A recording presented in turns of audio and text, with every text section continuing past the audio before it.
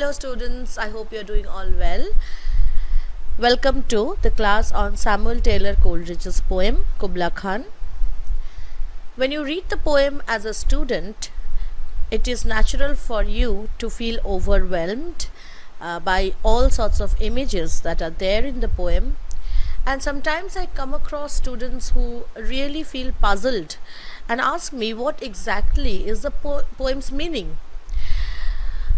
Now, when you look at this poem, think of it like a kaleidoscope. You know what a kaleidoscope is? A kaleidoscope is it's a long tube-like thing. At one end, you have some scattered glasses, and you look through that tube, and those glass pieces, when you turn that kaleidoscope, they make some images.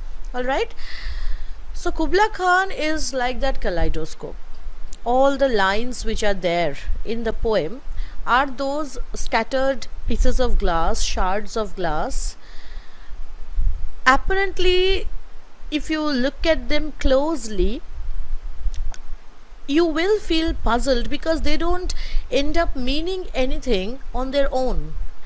But when you look at the larger picture, through that tube, at the whole image that is formed, you will get the idea of a beautiful picture forming in front of your eyes. And why I'm comparing this to a kaleidoscope, when you look through the kaleidoscope, you see one image, and when you give that kaleidoscope to your friend and he looks through that and just turns the tube, the image changes. So this is what is beautiful about the poem, is that it changes every time you look at the poem. It changes every time a different person looks at the poem. So there is no one way of interpreting Kubla Khan. Yes, the larger meaning is of course one single meaning which comes out. But there are endless possibilities of interpretation when you take up pieces and chunks of that poem, and it also depends on what literature you are exposed to already, what experience you've had in poetry reading so far. Alright, so Kubla Khan offers everybody something new, something novel than the other person who is reading it. Alright, so when we will be reading this poem, I will try to explain the lines in the way I think they mean. I am not an authority on this poem. Nobody is an authority on this poem. So if you think that the images mean something other than what I feel or what I say they mean, please feel free to give me that feedback, and please feel that it is all right to see the poem in a different light. Alright, so let us first look at the poem as it is and try to understand it through the lines that he has written. Now, Coleridge, it is believed that he was quite addicted to opium, and during one of his farmhouse stays near a place called Porlock, he had some opium and he fell asleep, had a dream, got up the next morning, and he was fascinated by his own dream, and he started writing whatever came to his mind. He remembered his dream vividly. Then, after a few minutes, a visitor from Porlock, who is later on ill-famed as person from Porlock, who came in, and Coleridge had to stop his writing, go and meet him, come back. But after his meeting with that person, he realized that he had forgotten most of the images and the whole picture. So what he remembered were scattered images floating around his mind. He tried to grab them hysterically, pen them down, keep this whole thing unpublished for a long period of time. And eventually, Lord Byron asked him to publish it because it was a beautiful piece, and he ended up publishing it, and he called it a fragment. He himself called it a fragment. This was the background of the poem. Now let us go to the text of the poem. The poem is a short one and it has 3 stanzas. So we will go stanza wise, try to understand what we can. So let's start reading. In Xanadu did Kubla Khan a stately pleasure dome decree, where Alph the sacred river ran, through caverns measureless to man, down to a sunless sea. So twice 5 miles of fertile ground, with walls and towers were girdled round, and there were gardens bright with sinuous rills, where blossomed many an incense-bearing tree, and here were forests, ancient as the hills, enfolding sunny spots of greenery. Now this first stanza is definitely about Kubla Khan. Kubla Khan was a Chinese emperor, a Mongolian emperor, and he founded the Yuan dynasty.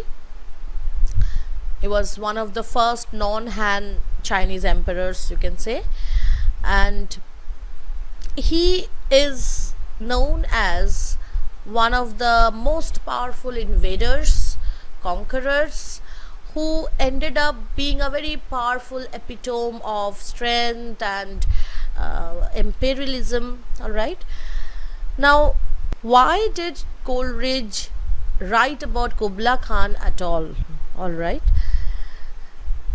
many people say that, in fact Coleridge himself recorded that he was reading a book on Kubla Khan before he fell asleep the previous night.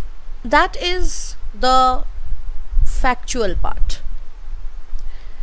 Why Kubla Khan is important here is not because of the book that Coleridge was reading only, but because of what Kubla Khan represents. So we will get to know what Kubla Khan represents from the first stanza. Alright, so what did Kubla Khan do? In Xanadu, it's a place, it's an oriental place. In Xanadu did Kubla Khan a stately pleasure dome decree. Now decree means order. So he ordered his servants, his people, to build a stately pleasure dome. What is a pleasure dome? It is a dome-like structure which contains all kinds of beautiful designs, and it's made to be the pleasure house of the king. Alright, so Kubla Khan, he wanted to build a beautiful palace, okay, where Alph the sacred river ran, through caverns measureless to man, down to a sunless sea. Now we come to the elaboration of the location. Where did Kubla Khan want this pleasure dome? In Xanadu. And what was Xanadu like? In Xanadu there was this river Alph, a sacred river. Why sacred? Because it is unspoiled, unpolluted, it is holy. Right? So it is a holy river, and it ran through caverns measureless to man. Caverns are those cracks and crevices in mountains through which the river flows down. So Alph was a river which flowed down through those caverns which human beings could not measure. They were so deep.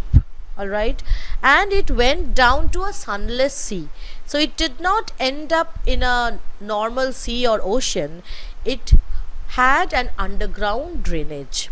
It went underground. So there is something very sacred as well as mysterious, secretive about this river, because it is uncontaminated by human interference. So it is nature without civilization.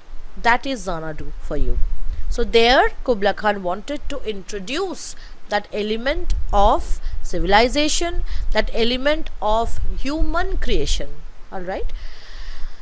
So twice 5 miles of fertile ground with walls and towers were girdled round. So after he gave his order, his associates, his followers, his subjects, what did they do? They encircled the whole place and drew up a boundary. Alright, so a wall was built. And what was the radius? Twice 5 miles of fertile ground. So what was a fertile ground so far? It was a productive, natural place that became It's like a quarantined human civilization that started to function there, all right, and it was kind of uh, going against the fertility of nature, because once you start constructing on a fertile land, it loses its fertility. Okay, so Kubla gave orders to build a pleasure dome. His subjects started working, and they ended up enclosing a huge area for that construction. Walls and towers were girdled round. So the girdle is like a belt. Okay, so the walls became like the belt inside which the constructions were taking place. And there were gardens bright with sinuous rills, where blossomed many an incense-bearing tree, and here were forests ancient as the hills, enfolding sunny spots of greenery. So the place which Kubla chose was a place which was full of greenery, and it was, you know, uncontrolled natural beauty, which was not interfered with by human agency. Okay, so here we find something very close to what Milton described as the paradise. Okay, so you have that image of a paradise where everything is so beautiful, so green, so natural, and there Kubla wanted to recreate a paradisal palace. Okay, so Kubla wanted to build a palace in a place which looks very close to our idea of paradise. Okay, so now we'll come to the next stanza. But oh, that deep romantic chasm which slanted down the green hill athwart a sudden cover, a savage place, as holy and enchanted as ere beneath a waning moon was haunted by woman wailing for her demon lover. And from this chasm with ceaseless turmoil seething, as if this earth in fast thick pants were breathing, a mighty fountain momently was forced, amid whose swift half intermittent burst huge fragments vaulted like rebounding hail, or chaffy grain beneath the thresher's flail. And mid these dancing rocks at once and ever, it flung up momently the sacred river. So now Coleridge is bombarding us with images, with flashes, which he is tormented with after his interruption with that meeting. All right.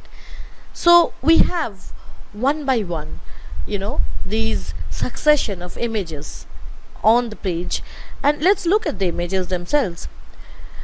Deep romantic chasm which slanted down the green hill athwart a cedern cover. So cedern cover means the cedern plants, the plants which grow on hills, the deciduous trees. Those cedern cover, they kind of engulf the whole of the hilly area, and there was this crack. You see, there are cracks in hills through which fountains erupt. So he is describing that kind of a crack, that kind of a chasm, and he is calling it a romantic chasm. Why romantic? Romantic in the sense it is mysterious, it is something which belongs to an age which you do not have access to. It needs to be understood through imagination. That is why it is a romantic chasm. It has an atmosphere of eeriness about it, almost gothic, almost ghostly, and supernatural in its beauty. A savage place. Now there is this tendency to look at the Orient. Orient means the eastern countries, as countries which are uncivilized, as countries which are savage. So this natural tendency is also seen in Coleridge. Savage here does not always mean something very negative. Savage also means something which is close to nature, something which is not civilized, something which is wild. And we know that the Romantics had a great admiration for anything that is wild. Okay, a savage place, and it was holy and enchanted. So the holy ness that Coleridge is talking about has nothing to do with what the Christians or what the Bible consider as holy. There is nothing Christian about this enchantment. It is something which is very pagan, which is very non-Christian, and at the same time it has so much divine essence in it that he calls it a holy place. We all know that Wordsworth himself, being a priest of nature, he also considered nature to be like a god, benevolent god. Here we do not see benevolence yet. We do not see nature as a very kind and generous giver. Nature is very powerful and mysterious in Coleridge. Alright, so we have different ways of looking at nature when we come to different romantic poets. As ever beneath the waning moon was haunted by woman wailing for her demon lover. Who is this woman?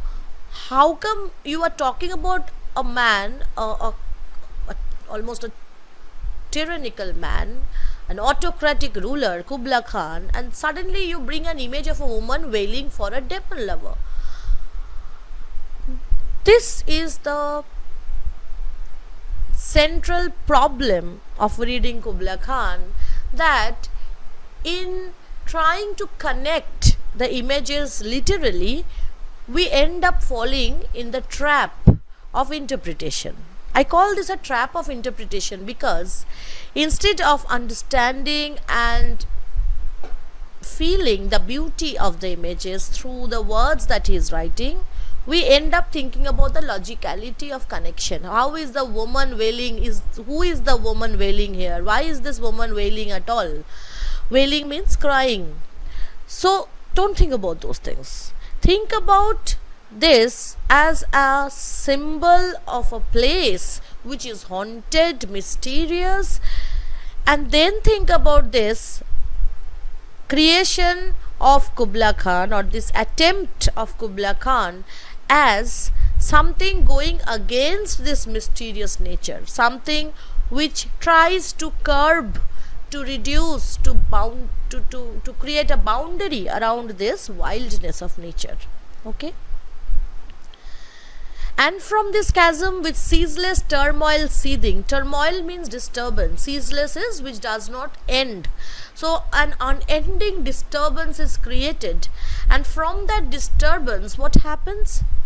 As if this earth in fast thick pants were breathing. So this is how earth is looked at. Earth is looked at as a living being who is breathing, and out of that breath, explodes out a fountain. Alright? A mighty fountain momently was forced.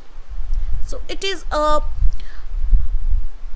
admiration for that force of nature which was reacting against this curbing attempt of Kubla Khan, this limiting attempt of Kubla Khan to build a pleasure dome. Alright?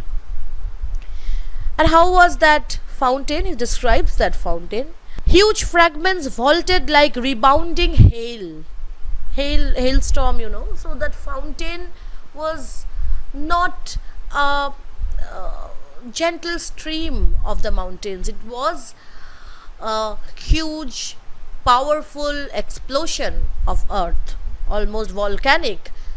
Just replace fire with water. That is what this fountain is. It has a typhonic energy about it. Or chaffy grain beneath the thresher's flail. Now what does a thresher do? When a thresher is a person who takes the seeds and he threshes them so that the impurities are blown away and the pure grains are obtained. So that is the thresher's job. Similarly, that fountain is compared to that process of chaffing. Okay? And mid these dancing rocks at once and ever, it flung up momently the sacred river. So now he takes you back to that Alf. So he will help you go and connect his first stanza to the second. So here What is described in the second stanza? Second stanza is actually an elaboration on how that Alf river was formed, about which we have read in the first stanza. A sacred river is momently flung up, 5 miles meandering with a mazy motion. Look at the use of alliteration here. So many M sounds. Okay. Through wood and dale the sacred river ran, then reached the caverns measureless to man. Those caverns which he talked about in the first stanza. So that river is forming out of this fountain.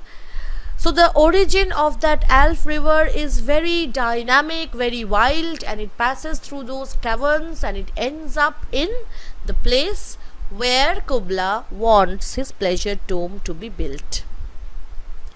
Then reached the caverns measureless to man and sank in tumult to a lifeless ocean. That underground ocean, that underground sea, sunless sea. And amid this tumult Kubla heard from far ancestral voices prophesying war. So these noises, these explosive sounds that nature was making was like a prophecy. And Kubla felt that his ancestors were prophesying that there will be destruction, there will be war. And this prophecy is because Kubla was going against the norms of nature. His creativity was against the wildness of nature. Alright, so he was not in tune with nature, he was trying to obstruct fertility. Therefore, his ancestors, they were making this prophecy of war. Okay. The shadow of the dome of pleasure floated midway on the waves. So there was this water, and when any building is located at the side, at the bank of any river or lake, the shadow falls on the water, and when that water is not very still, then that shadow also floats.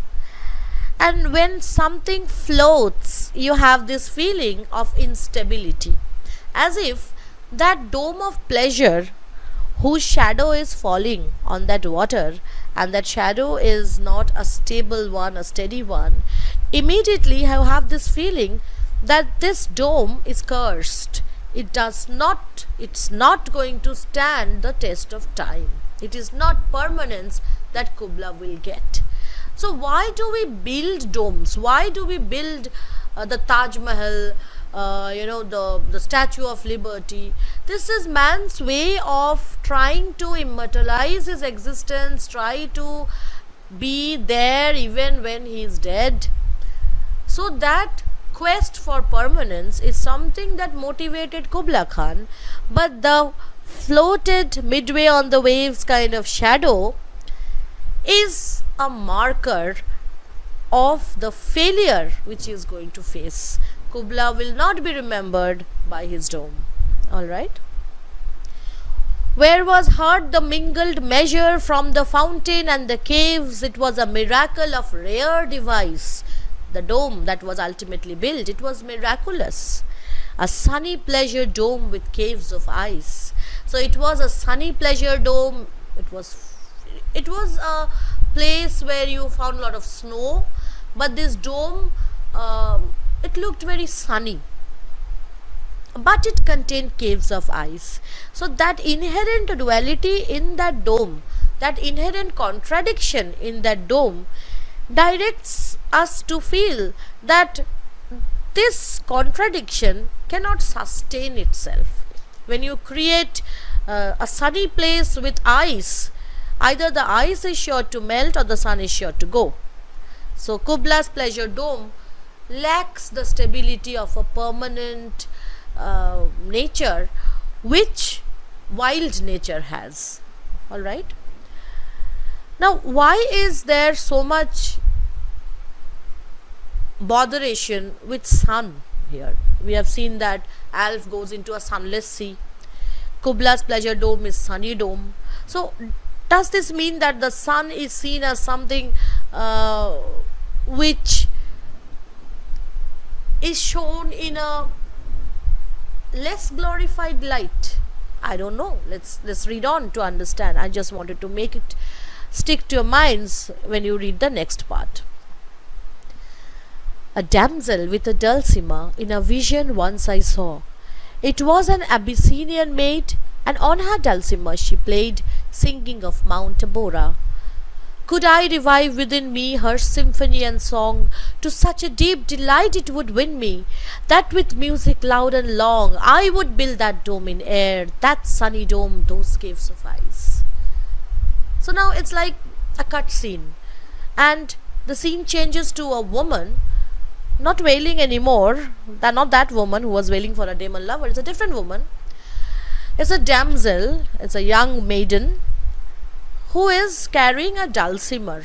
Now dulcimer it's a native traditional musical instrument, almost very similar to the Indian instrument veena. And this damsel, she was an Abyssinian maid. Now Abyssinia is also it's a place known for its tribal traditions, alright, the tribes of Abyssinia. And she was playing on this dulcimer, and what was she playing about? Singing of Mount Abora. Okay, so in the first stanza we have Kubla Khan ordering a pleasure dome. In the second stanza we have creation of a fountain. In the third stanza we have a woman, a maiden, singing music, making music on a mountain. How come they are related at all? Now we'll come to that. That's a fine line we have to draw there. A damsel with a dulcimer in a vision once I saw. So this definitely is probably not the dream which Coleridge had the last night. It is probably a dream which he had before, and he is now desperately trying to connect his own scattered images. Okay. Then he says, could I revive within me her symphony and song? Now I will ask you to think of this poem as the ultimate problem of creativity that any creator faces. Creativity can be of different modes. You can be creative when you are going against nature, like Kubla did. You can be creative when you are not a human being, but nature itself, as the fountain, is created. And then you can be creative when you are in tune with nature, like the damsel with a dulcimer singing about the mountain, the sunny mountain of Abyssinia. He makes a choice. So this poem is basically about making the right choice when it comes to creativity. Coleridge does not want to choose the path of Kubla. He does not have the power to choose the path of nature because he is not as powerful as nature. So he chooses the path of this damsel with a dulcimer. And what he says, it directly states his view.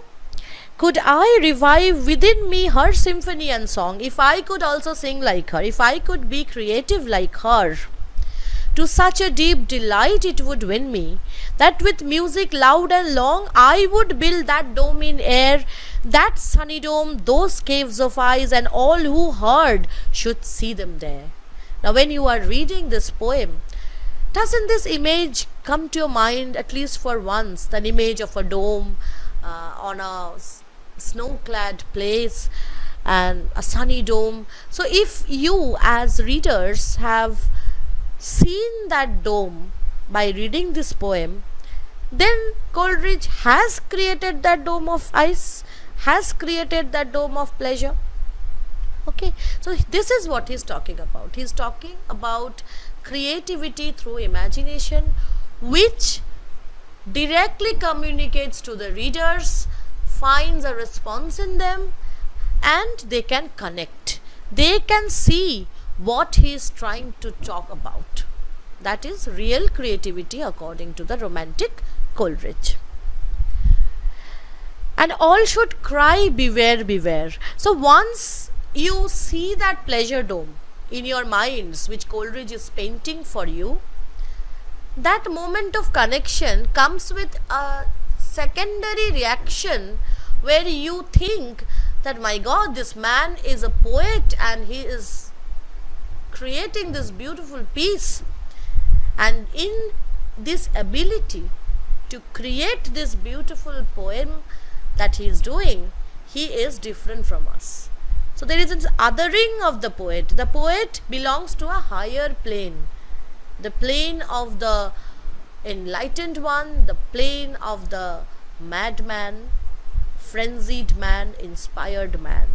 So the moment we connect to Coleridge is the moment we dissociate from him. We call him something higher than our existence. Okay? And all who heard should see them there, and all should cry, beware, beware.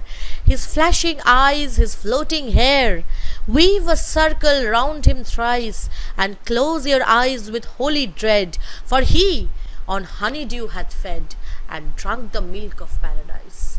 So who is he? He is the poet who could revive in him that spirit of the Abyssinian maid, the spirit of the damsel with the dulcimer. And he is the man who is dreaded by society, by ordinary mortals around him. And they are almost like a ritual. They are drawing a circle around him thrice, as if he is somebody who belongs to the world of the gods, to a divine plane, and people are paying their adoration. And it's very uncanny the way he uses this word thrice. Suddenly I am reminded of those lines from Macbeth, thrice to thine and thrice to mine and thrice again to make up nine, those witches' words. Who knows? When Coleridge writes, all the poets who went before him writes with him. He revives within him everything that Milton wrote. He revives within him what Shakespeare wrote. So Coleridge is a sum total of everything that is written before him, and you are never sure which image refers to what previous images in which previous poets, and that is the beauty of Coleridge. He gives you that free canvas and you are free to interpret. You can interpret this as a reference to the rituals of the witches in Macbeth, or the weird sisters in Macbeth. In doing that, you are taking that madman, that poet, to a plane which belongs to the darker world, the world of prophecies, the world of magic, the world of mystery. And this is what a poet does. He opens up your mind so that you begin to make these connections, right?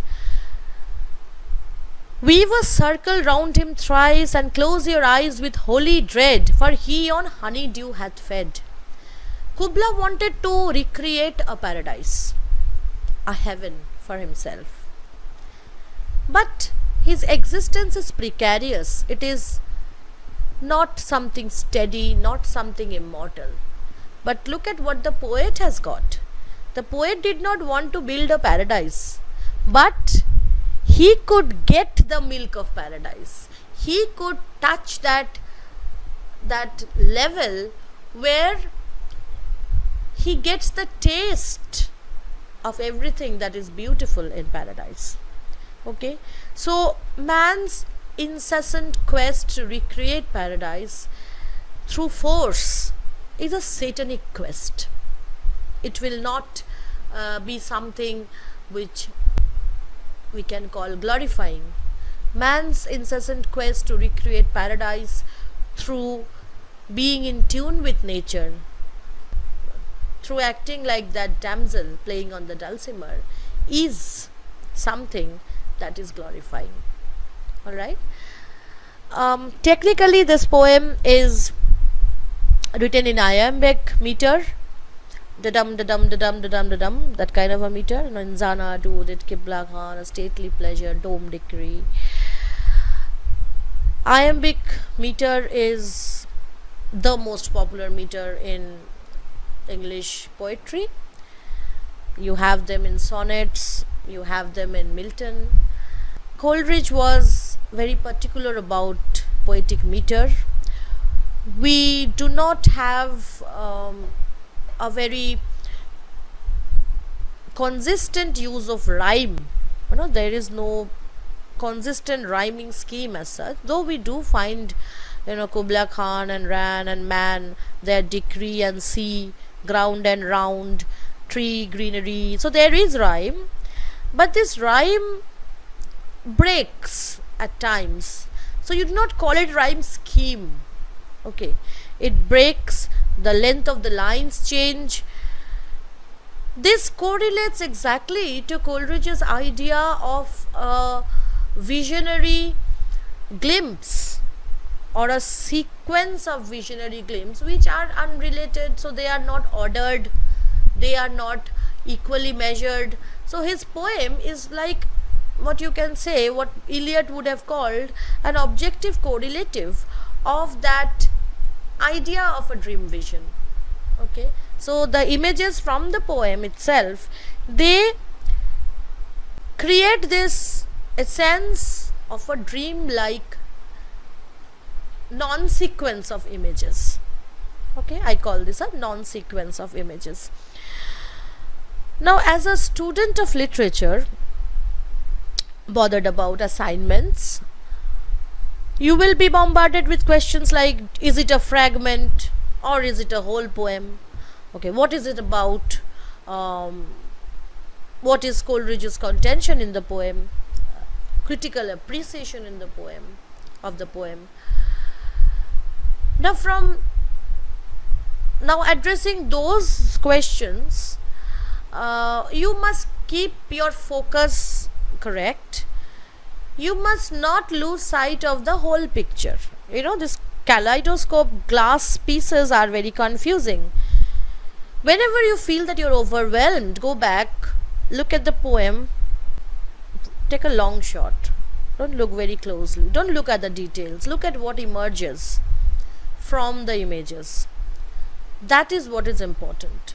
Of course, it's a fragment. Coleridge himself writes in the preface that it is a fragment. It's almost apologetic. He did not publish it for 20-30 years. So, it is a fragment. But as a poem, is this a fragment? So that is the paradox here, you see, because no poem is a fragment. Every poem which communicates something is a whole, a complete part in itself. Alright? Because a poem is not a play, it's not a tragedy where you have to complete an act or complete a plot. Poem is about arresting a moment, arresting an introspection, a thought, and there I don't see anything which you can call a fragment here. Even these pieces are so very well related to each other. It's like a pattern. First stanza deals with creativity backed by force, by challenge towards nature. Second stanza is how nature creates something which man can aspire but never make it happen. Okay. Third stanza is about creativity in tune with nature, and the conclusion is about the choice that Coleridge as a poet is making, that he is going to take the path which is taken by the damsel with a dulcimer. So it's clearly a poem about poetic choices, about making the correct decision and attaining that immortality, because then maybe you will not have a physical proof of what you create, but what you create will perpetually stay in the minds of the readers, because they will consider you as a divinely inspired figure. Okay, so I hope these are the points which you should remember when you are attempting any answer.